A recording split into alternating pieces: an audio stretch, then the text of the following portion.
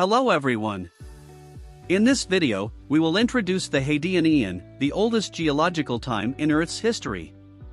The three planets, Earth, Mars and Venus, soon after they came into being, had a similar environment to each other. So why on Earth did life arise and not on Mars and Venus? Let's see this together. Welcome to this channel. Those who have an interest in this topic, let's investigate and find out together the culprit for the extinction of the Martians and Venusians. So, let's get started. But first, leave your like, subscribe to the channel so you don't miss the next videos. We will release a new video a day. The rocky planets, what do they look like? 100 years ago, there was a considerable possibility that life existed on Mars and Venus. And they still believed that it could be life with intelligence. The authors of science fiction were sending the protagonists on Mars and Venus because scientists seriously believed that the giant groove found on Mars by Giovanni Schiaparelli was a work of the Martians. Space-age research has shattered those expectations. It has been stated that Mars is an extremely dry planet, totally lifeless, and there is no atmosphere at all. On the other side, the Venus that was seen by the researchers looked like hell. The atmosphere was so dense that the air even went into a semi-liquid state, and due to its high temperature, even lead could melt. But it did not always have this shape. Today, a lot of concrete evidence has been found about the fact that there were oceans, lakes and rivers on Mars in the past. Probably the same thing happened on Venus. Where there is water, there is life. So where did the water disappear to? The young Earth is scary looking. Well, to solve these doubts of ours, let's set off into the past. Prepare yourselves well for our journey. Our destination is to a time when the Earth's atmosphere was not yet suitable for breathing. Take good care of your spacesuit, okay? I believe it will be quite useful. The geological time shortly after the Earth was born is called the Hadean or Hadean Eon. It ends approximately 4 billion years ago, and then an Archean Eon begins. In this period, the Earth was enveloped by the dense atmosphere consisting of carbon dioxide, methane, ammonia, and hydrogen sulfide. Probably no continent existed yet. The oldest continent recorded at the moment is called was formed about 3 billion years ago, and is estimated to be smaller than Australia today. In other words, the Earth at that time was covered by an endless ocean.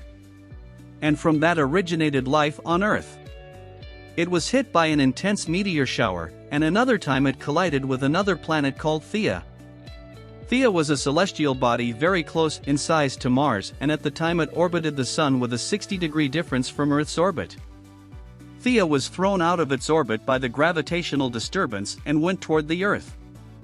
The debris from this collision gave rise to the Moon. When the Moon was younger, it was located closer to the Earth than it is today. If we walked across the early ocean with the boat and could see the Moon on the other side of the dense cloud, we would see a huge bright spot covering a quarter of the sky.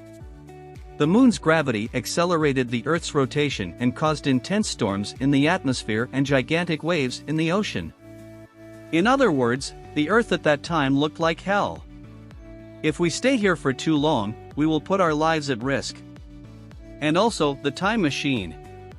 We'd better leave soon for Venus. Venus and Mars. If we knew what would happen, it is pathetically at the time, Venus was a better place than Earth to inhabit. The main reason is that the Sun was still young and was darker than today. Today's Earth is located almost in the middle of the Sun's habitable zone, and Venus and Mars are near the edge. Another 4 million years ago, the one in the middle of the habitable zone was Venus. It is not a simple thing to say how much they measured the temperature on Venus, Mars, and the Earth. Because it is a factor that depends on the density and composition of the atmosphere. But the environment that was most suitable for the emergence of life was Venus. The present crust of Venus is very young and not yet 1 billion years old. By this time, there will be no more water. Therefore, unlike Mars, there is no direct evidence of the existence of rivers and oceans. No riverbeds or sedimentary rocks have been found. But on the other hand, there is also no evidence to deny that on Venus there were no natural satellites such as the Moon. There are some researchers who point to the possibility that Mercury may have orbited Venus in the past. Even that is a fact. Mercury had separated early on and would have become an independent planet. Therefore, Venus is a calmer planet, without storms or tides. We can say that it was a paradise for curiosity. There is an amazing theory saying that life originated on Venus and was later imported to Earth.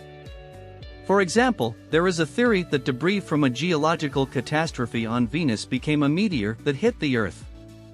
There may be future evidence to support this theory. So, as they were Mars in the early stages of Mars formation, the temperature was too low to get water in a liquid state, but as time went by the Mars ice melted. We do not know if this happened either from the greenhouse effect caused by the dense atmosphere or from the burning sun. However, we find that Mars was also covered by ocean, just like Earth and Venus. This period on the Martian geologic timescale is called the Noachian period. The triplet sisters. The diverging paths. And so, in the Hadean, Venus, Earth and Mars were three planets extremely similar. The distinguishing point was that relative to Earth, Mars was a little cooler and Venus was warmer. But after that, they traveled a completely different destination. The Earth slowly changed into the way it is today. The Sun began to heat up and became as it is today, increasing the temperature of the Earth's surface. And the Moon prevented the Earth's interior from cooling down. Perhaps the Moon contributed to the Earth's dynamo effect. This refers to an effect that generates a magnetic field by the movements of solid particles in the outer core. The strong magnetic field protected the Earth from the solar wind. Life is born in the primitive sea. Perhaps it could be that life was brought from somewhere else, but in this video this will not be relevant. Life, in the course of evolution, developed photosynthesis, and after this achievement begins to increase the amount of oxygen in the Earth's atmosphere. And finally, a great oxidation takes place in the Earth's atmosphere, and it became the atmosphere we have today. Most anaerobic beings went extinct, and those that survived, adapting to the new environment, became our ancestors. As we have already talked in another video about this major oxidation event, we will not go into details here. On the other hand, today Venus has turned into a planet like hell, the sun shining much brighter than before.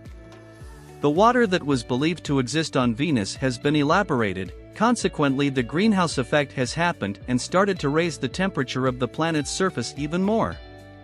In addition, Venus' magnetic field was practically lost. The reason for this has not yet been discovered. It could be that the convection of the mantle has stopped due to self-heating, or it could also be that a great catastrophe has happened that has stopped the rotation of the planet. Whatever the reason, the result was that Venus was defenseless against the solar wind. So it is thought that the water vapor in the atmosphere was broken down by solar wind. Mars, on the other hand, was not so lucky. Approximately 3.7 billion years ago, the Noachian period ends and the Hespermanian period begins. At this time, it may be that it still had hygrosphere on Mars, in Vestitas Borealis, Avia Mar and Planum Australia. It was covered by the immense glacier and there were also numerous rivers and lakes. However, this wonderful landscape was destined for destruction. The atmosphere on Mars was becoming thinner and thinner. We still do not know the main reason why Mars lost its atmosphere. Until a while ago, the consensus thinking about the loss of atmosphere on Mars was due to its small mass, and therefore its gravity being weaker. But today we know that there are celestial bodies such as Titan, Saturn's largest natural satellite, that has not lost its atmosphere, even though its mass is less than that of Mars. In today's times, it is thought that there is the most complicated reason. More precisely speaking, there are complex factors involved in this case. Probably its weak gravitational field was the cause for Mars becoming defenseless against the solar wind. Mars has no natural satellite of great mass to remove, nor to spin electric current in its outer core. Perhaps it could hold the particles that were almost being blown outward with gravity, but it has evidence saying that Mars was small and its gravity was weak. Whatever the reason, 2 billion years ago, Between the end of the Hesperian period and the present Amazonian period, Mars' atmosphere was only 1/12 the size of today's Earth. And the surface atmospheric pressure was not even 1%. In other words, in such an environment, Mars was cooling down and the sea was being evaporated. Although the aquifer at the bottom of Mars was protected by permafrost, it has happened that the permafrost was cracked by an earthquake, and the water drained to the surface. For a short time, this water flowed over the surface of Mars, but soon it evaporated, and this vapor was made up by the solar wind, being lost through the atmosphere about 1 billion years ago. After the middle of the Amazonian period, Mars is transformed into the desert-like appearance with extremely weak geological activities, and no life that we know today. Today's video ends here. Thank you for watching this far. Did you enjoy this video today? Please leave comments about what you thought. We'll be happy if we can help you learn more about what happened with Mars and Venus. Let's celebrate! By the miracle of a lot of luck and coincidence, the Earth was very lucky. The distance to the Sun has strong gravity and a good magnetic field. And on top of that, a large satellite that prevents the Earth from stopping. She was blessed with this whole combo. Hooray! Now that we are in an optimistic mood, it is time for our farewell. Let's meet soon. We have 2 more videos to point you to, hope you enjoy them. Bye.